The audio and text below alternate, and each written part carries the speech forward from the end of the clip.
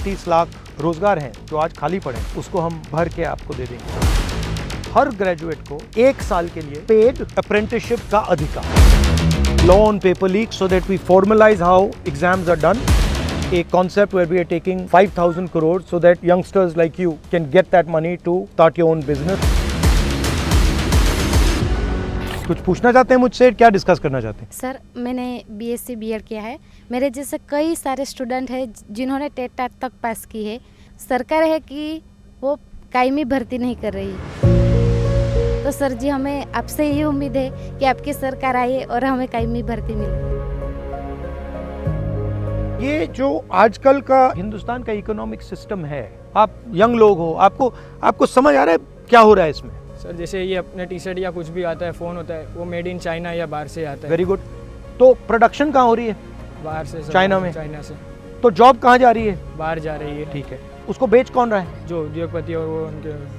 तो क्या हो रहा है, चाइना का माल हिंदुस्तान में बेचा जा रहा है। चाहे वो सेल फोन हो, इसके सारे के सारे कंपोनेंट्स चाइना से आएंगे, यहाँ पे असेंबल कर देंगे और फिर कहेंगे made in India. Not made, it is not made in India, it is assembled in India.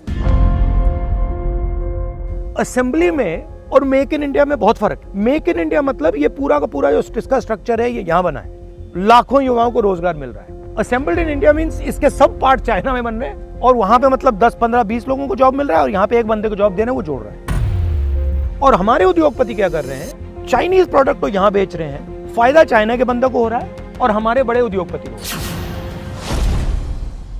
30 lakh रोजगार हैं जो आज खाली पड़े हैं, उसको हम भर के आपको दे देंगे। बिना प्रोडक्शन के सिस्टम को शुरू करना हिंदुस्तान के सामने कोई चारा नहीं। हमें सिंगल माइंडेड यही कहना चाहिए, भैया मेड इन इंडिया, चाइना में माल बिकेगा और हमारे युवा ये करके दिखाएंगे। ये माइंडसेट ये होना चाहिए। जो भी जितने भी स्टूडेंट्स ग्रेजुएट या पोस्ट ग्रेजुएट होके निकलते और कहीं जगह बाई चांस अगर वो जॉब प्लेसमेंट आ गया तो उसमें जॉब सिर्फ कॉल सेंटर। यही जो प्रॉब्लम है, इसको सॉल्व करने के लिए हमने अपने मैनिफेस्टो में एक चीज़ प्रपोज की है।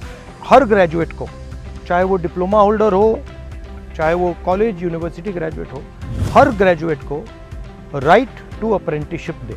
हर एक ग्रेजुएट आपसे कहेगा कि भैया मैं अप्रेंटिसशिप कर रहा हूँ, 1 साल की है, उसमें मुझे मेरी बेसिक ट्रेनिंग हो जाएगी और 1 लाख रुपए मेरे पॉकेट में 1 साल का मिलेगा। तो ये हम करने जा रहे हैं। We are thinking of a concept where we are taking 5,000 crores right now and sending it to the districts so that youngsters like you can get that money to start your own business.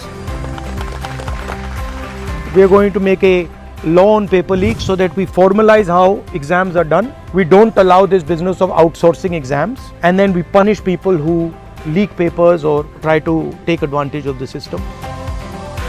University degree का मतलब ही यही है ना कि आपको रोजगार मिलेगा और सैलरी मिलेगी, मगर लोग ये कहते हैं कि भैया मैं डिग्री ले लूंगा, बट फिर नेक्स्ट स्टेप जो है कि भैया पैसा कहाँ है, किसके हाथ में है, मेरे पास आ रहा है नहीं आ रहा, वो सवाल पूछते हैं। तो मेरी थिंकिंग है कि एग्जैक्टली आपको पता लग जाना चाहिए। मैं क्रिकेट खेलता हूँ, हर रोज प्रैक्टिस कर रहा हूँ और उधर जैसा बैठे हुए हैं, उसको आपने क्रिकेट का चेयरमैन बना दिया।